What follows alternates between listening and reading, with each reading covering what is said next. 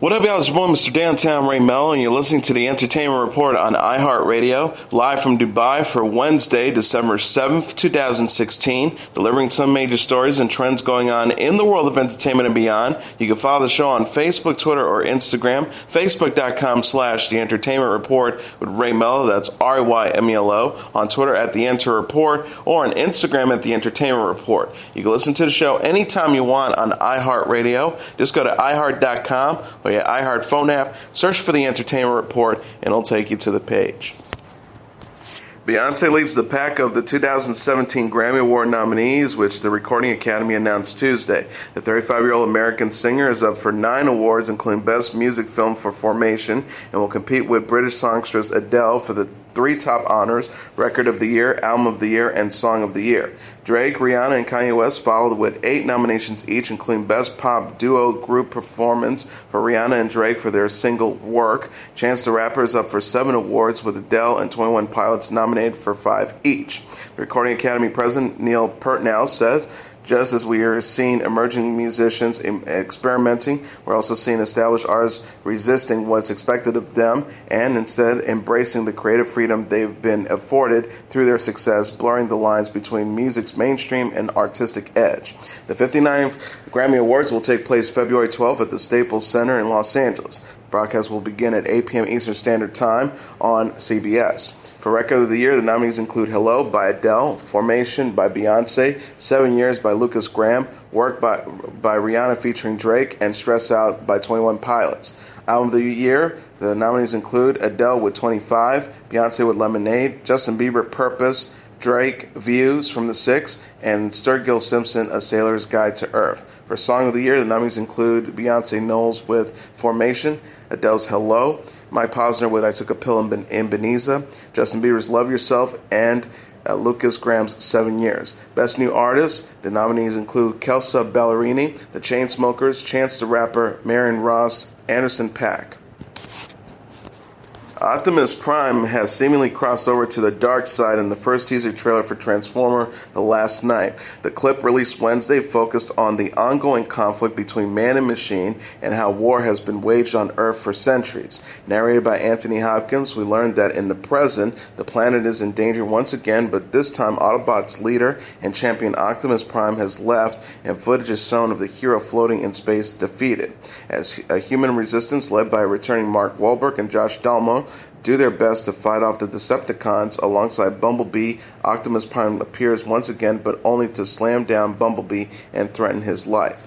Optimus says, "Forgive me," with notable purple eyes as he goes in to stab his most trusted ally. Although not seen in the trailer, Decepticon leader and series antagonist Megatron is also set to reappear in the film. Transformers: The Last Night arrives in theaters June 23, 2017. The Circle has released a tense first trailer starring Emma Watson and Tom Hanks. USA Today debuted a preview Tuesday that sees recent college graduate May Holland, played by Watson, and her colleague Calden, played by John Boyega, discover the dark side of The Circle, a powerful technology company run by the charismatic Eamon Bailey, played by Hanks. The Circle is based on the David Eggers novel of the same name. The movie is directed by James Ponsoldt and co-stars Karen Gillan, Patton Oswalt, Bill Paxton, Eleanor Coltrane, and Parina Jagannathan. Ponsoldt told USA Today, May asked many of the same questions as other grads. She's struggling, living with her parents, looking for means, and frustrated. She landed her dream job. That's where things started to get weird. He also added, Bailey's notion is that knowing is good and knowing everything is better. He believes all experiences should be available to everyone, not only the privileged or people who can afford them. He's deeply interested in technology that can make people share all human experiences with everyone. The director said, The Circle is probably like many tech companies pushing the ethical boundaries over how many autonomy and freedom we should have and how much privacy we should have. Ponsoldt previously said in a statement that Watson's incredible talent, sensitivity, and deep intelligence will bring an electric energy to The Circle. The movie opens in theaters April 28, 2017. Tom Hardy has revealed that he will be getting a new tattoo designed by Leonardo DiCaprio after he lost a bet to his Revenant co-star. According to the actor in a new interview with Esquire magazine, he bet DiCaprio that he would not score an Oscar nomination for his role as the villainous John Fitzgerald in The Revenant. Hardy said of the tattoo he must get now, he wrote in this handwritten, "Leo knows everything." He continued, I was like, okay, I'll get it done, but you'll have to write it properly, before explaining that he hasn't gotten the body art yet because it sucks. Hardy lost to Mark Rylance for his role in The Bridges of Spies for the Academy Award for Best Actor, while Supporting Actor, while DiCaprio took home his first Oscar for his part in The Revenant. Taylor Lautner was spotted kissing Scream Queens co-star Billie Lourd over the weekend. Fellow Scream Queens star Keke Palmer shared a Snapchat post Sunday of the 24-year-old co-stars making out the Nice Guy nightclub in Los Angeles. Palmer captioned a photo of Lautner and Lourd locking lips, OMG, OMG, OMG, OMG. Sources told E! News that Lautner, Lourd, and Palmer were also joined by their co-star Abigail Breslin. Lautner and Lourd reportedly showed PDA all night long before leaving the club with Palmer. Insiders said Taylor was sitting really close to Billie. They were whispering in each other's ears twice and kissing. Lautner and Lourd met on the set of Scream Queens Season 2, where they play love interests Dr. Cassidy Kassaid and Sadie Swenson, a.k.a. Chanel No. 3. The co-stars discussed their on-screen romance in a behind-the-scenes video in September. Lautner said of their characters, we're both a little weird, a little odd. We both have something going on internally. We bring the best out of each character. Lourd agreed before joking, we bring each other to life. Chanel No. 3 loves that Cassidy is just as dead inside as she is. Lautner is best known for playing Jacob Black in the Twilight movies and previously dated actress Lily Collins and model Marie Avramopoulos. Lourd is the daughter of Star Wars actress Carrie Fisher and Brian Lourd. Kendall Jenner and A$AP Rocky fueled romance rumors over the weekend in Miami. The 21-year-old model and 28-year-old rapper enjoyed some Art Basel festivals with friends following Jenner's appearance at the 2016 Victoria's Secret fashion show. Jenner and A$AP Rocky were spotted together Friday at the 11 Miami nightclub, according to People. The couple spent the night dancing with Jenner's sister, Kylie Jenner, whose boyfriend Tyga performed at the venue.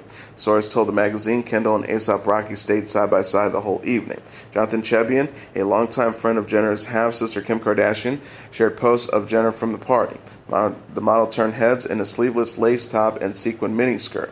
E! News reported that Jenner and A$AP Rocky left the club together in the same car before spotting at a Walgreens. They exited the store separately, but were later seen entering a hotel around 4:30 a.m.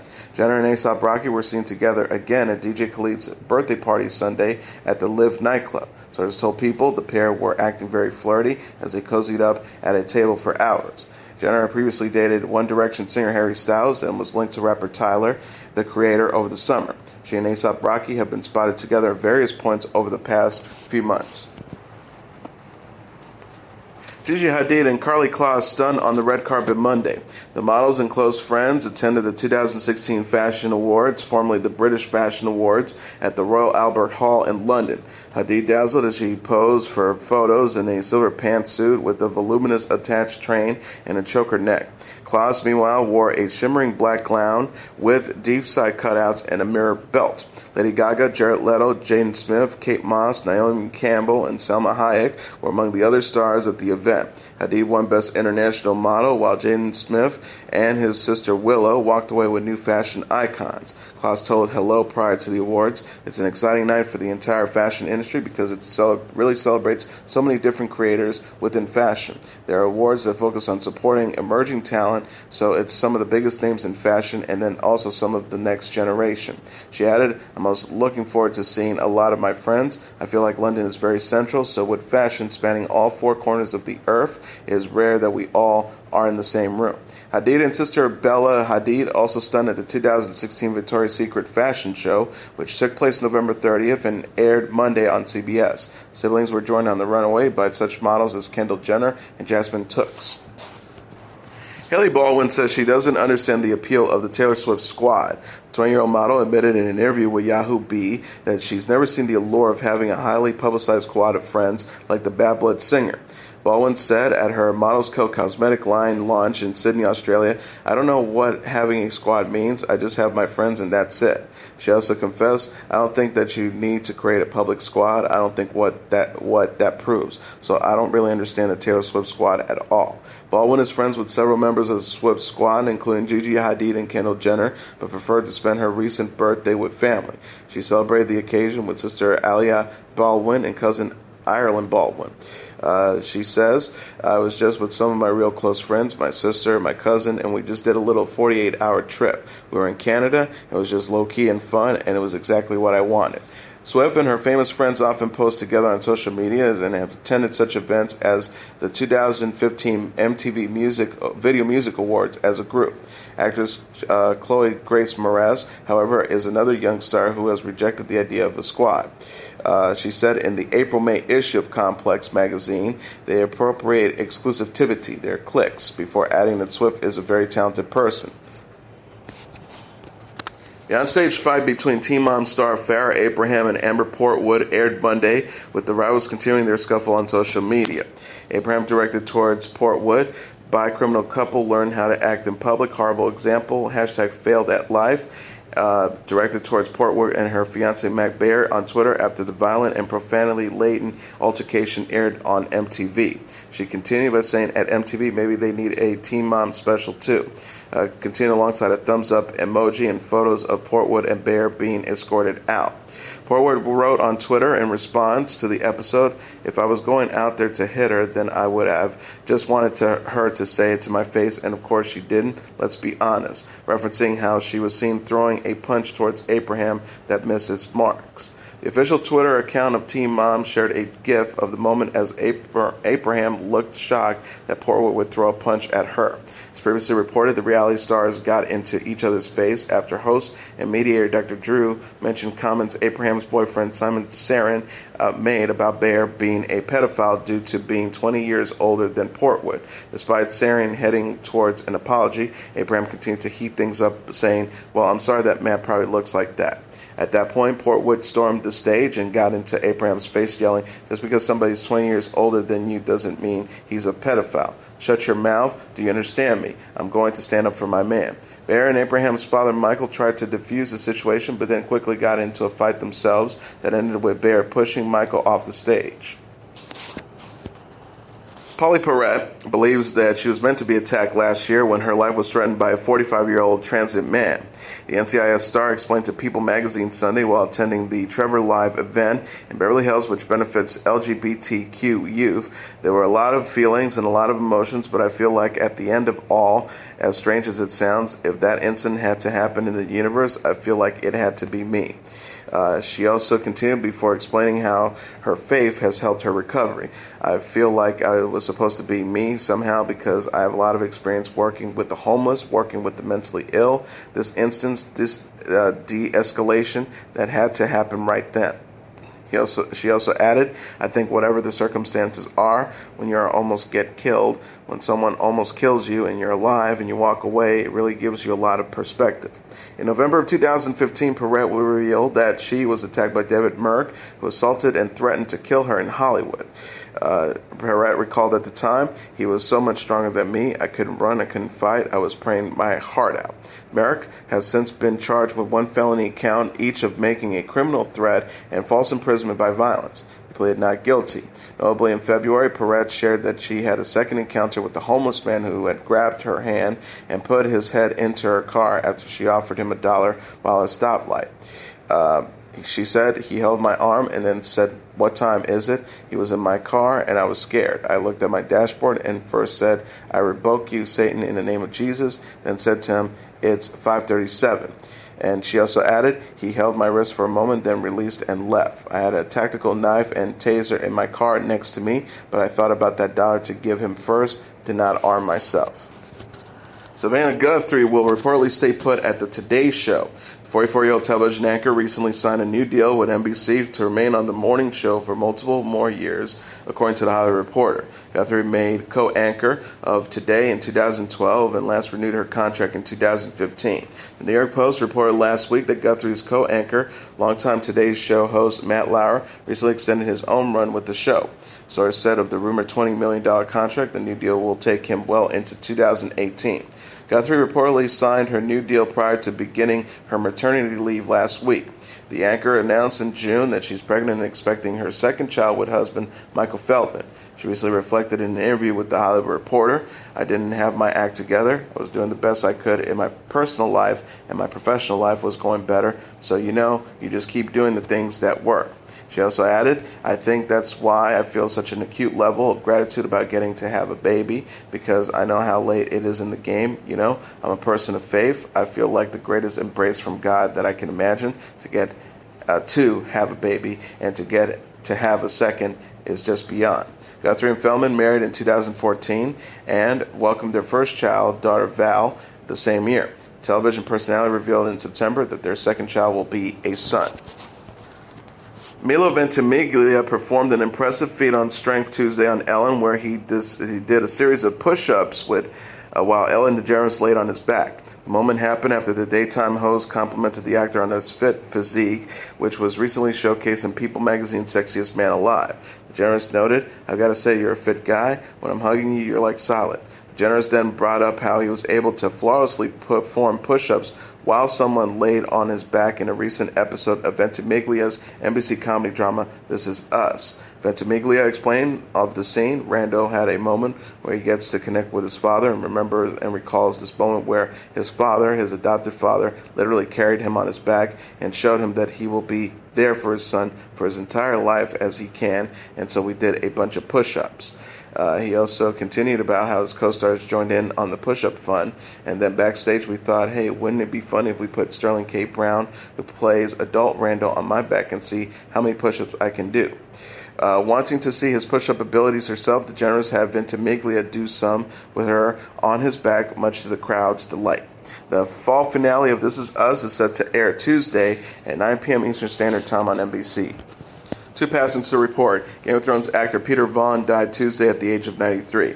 The British star agent Sally Long-Innes told the BBC in a statement that Vaughan passed away at approximately 10:30 this morning. He died peacefully with his family around him.